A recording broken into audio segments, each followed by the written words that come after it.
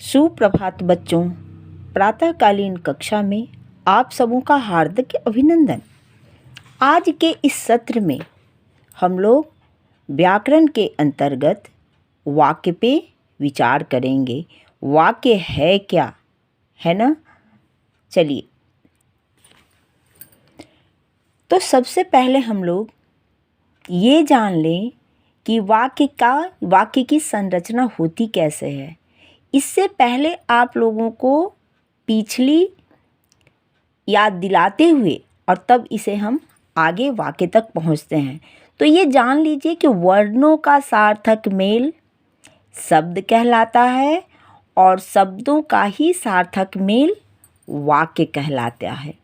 यानी हम यूं कहें कि शब्दों का व्यवस्थित एवं सार्थक मेल वाक्य कहलाता है। यहाँ ये ध्यान देने वाली बात है कि अगर हम वाक्य में इस चीज़ की, इसकी संरचना पे ध्यान नहीं देंगे तो ये वाक्य हमारा गलत हो जाएगा। सार्थक से तात्पर्य है सही अर्थ दे। तो जैसे यह एक कलम है ना? अगर हम कहते हैं है एक कलम एक, इसका वाक्य अर्थ अधूरा आया, है ना? तो उद्देश्य विधेय का ध्यान देते हुए यह एक कलम है। ठीक है, अब चलिए हम इसके भेद पे विचार करते हैं। तो ये वाक्य का कितना भेद है? वाक्य को दो आधारों पर बांटा गया है। पहला रचना के आधार पर और दूसरा अर्थ के आधार पे। रचना से तात्पर्य है बनावट, है ना? जो कि पिछले अभ्यास में हम लोगों ने इसकी जानकारी भी ली है। तो चलिए पुनः उस चीज़ को हम लोग रिकॉल करते हुए, यानी उन सब चीज़ों को दोहराते हुए और तब हम दूसरे भेद अर्थ के आधार पर विचार करेंगे। रचना के आधार पर वाक्य के 3 भेद हैं: सरल, संयुक्त और मिश्र वाक्य, जिसकी जानकारी हम लोगों ने ले ली है। आज हम लोग मूलतः अर्थ के आधार पर वाक्य भेद पे विचार करेंगे, जो कि अभ्यास 20 में हम लोगों को जानना है, पढ़ना है। तो इसके अर्थ के आधार पर वाक्य के 8 भेद होते हैं। कौन कौन? पहला विधानवाचक वाक्य, दूसरा निषेधवाचक वाक्य, तीसरा आज्ञावाचक वाक्य, चौथा प्रश्नवाचक वाक्य, पांचवा विस्मयादि बोधक वाक्य, छठा इच्छा बोधक वाक्य, सातवां संदेह बोधक वाक्य, आठवां संकेत वाचक या शर्त बोधक वाक्य, है ना? इस तरह से वाक्य के 8 भेद हुए और अब हम एक एक करके 8 पे विचार करते हैं।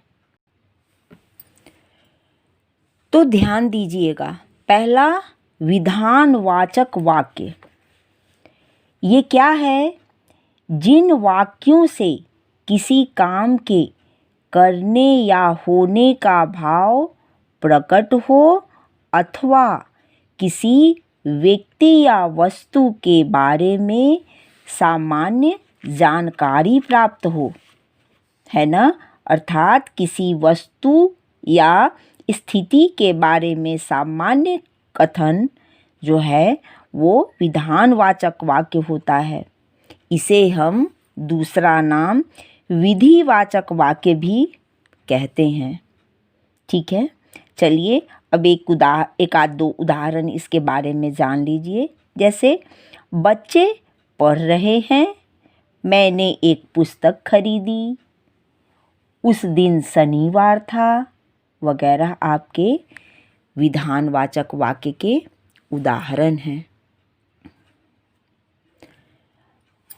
अब दूसरा जो है निषेधवाचक वाक्य, जैसा कि निषेध ये नकारात्मक बोध देता है ना।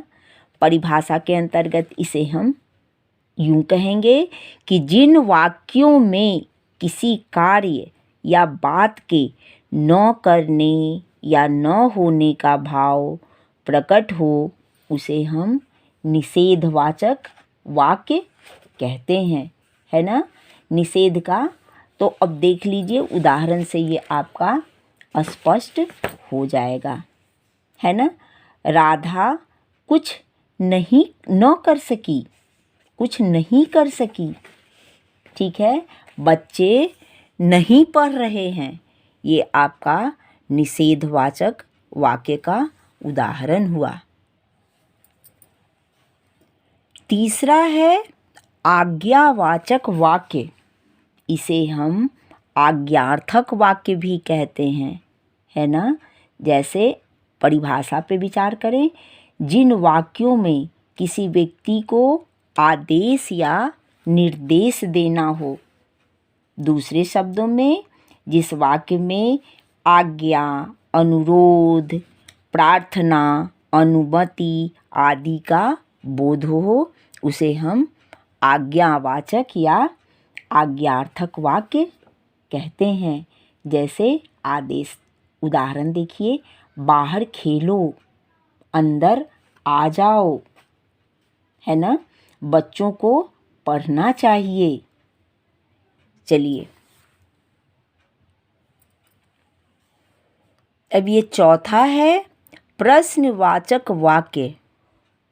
यहाँ बोध हो रहा है ना, प्रश्न अर्थात क्वेश्चन। तो जिन वाक्यों में प्रश्न पूछा जाए अर्थात जिस वाक्य में किसी प्रश्न का बोध हो उसे हम प्रश्नवाचक वाक्य कहते हैं। जैसे तुम कहाँ जा रहे हो, है ना।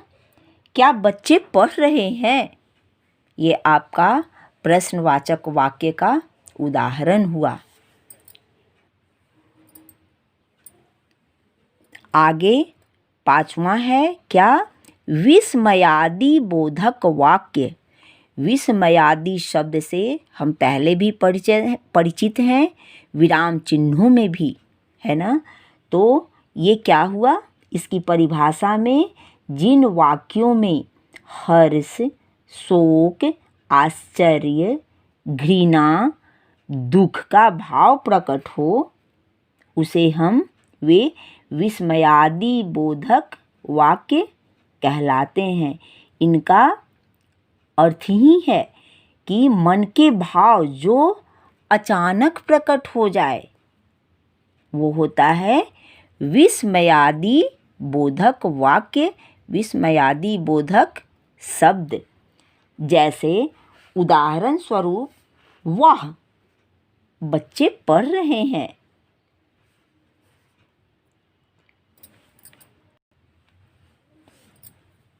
हाय मेरे तो दांत में दर्द है ना। ये आपका विस्मयादि बोधक वाक्य का उदाहरण हुआ। अब ये छठा जो है इच्छा बोधक वाक्य। इच्छा शब्द से ही स्पष्ट है। अब आपका परिभाषा क्या हुआ, जिन वाक्यों में इच्छा, शुभकामना, अभिशाप का भाव प्रकट किया गया हो वे इच्छा बोधक वाक्य कहलाते हैं। जैसे उदाहरण देखिए, बच्चे खूब पढ़ें, आपकी यात्रा मंगलमय हो, भगवान करें तुम अपनी मंजिल प्राप्त करो। ये आपका इच्छा बोधक वाक्य का उदाहरण हुआ। अब आगे ये जो है संदेह बोधक वाक्य, आपका सातवां जो हुआ संदेह बोधक वाक्य। तो जैसा कि जिन वाक्यों में संदेह का भाव प्रकट हो, या हम यूं कहें कि जिस वाक्य में किसी कार्य के होने के विषय में संदेह, पूर्णतः नहीं संदेह का भाव हो वो आपका संदेह बोधक वाक्य होता है। जैसे शायद कल बारिश हो जाए, हो सकता है कोई न आए, शायद बच्चे पढ़ रहे हैं, है ना। अब ये 8वां और अंतिम जो है संकेतवाचक या शर्त बोधक वाक्य। ये संकेत या शर्त क्या हुआ? तो जिन वाक्यों से किसी काम या बात का होना अथवा न होना किसी दूसरे काम के होने अथवा न होने पर निर्भर करता हो, वे शर्त बोधक या संकेतवाचक वाक्य कहलाते हैं। दूसरे शब्दों में जिस वाक्य में एक बात से दूसरी बात का संकेत मिले। समझ में आई ना? अब चलिए हम लोग इसका कुछ उदाहरण भी देख लें। अगर तुम मेरे घर आओगे तभी मैं जाऊंगी, शर्त यहाँ है ना। यदि तुम मेहनत करती तो तुम्हारे अच्छे अंक आते, यहाँ भी शर्त है अथवा संकेत है। यदि तुम पढ़ाओ तो बच्चे पढ़ते ही हैं, है ना। यदि माँ पैसे दे दें तो मैं एक पुस्तक खरीद लूँ। समझ में आई ना? इस तरह से हम लोगों ने वाक्य अर्थ के आधार पर वाक्य के 8 भेदों के बारे में जानकारी, परिभाषा और उदाहरण के साथ इसकी जानकारी ली। अब आप लोग इसे पुनः गृह कार्य में इन 8 भेदों का अवलोकन करते हुए और अपनी उत्तर पुस्तिका में पुनः लिखिएगा। धन्यवाद बच्चों।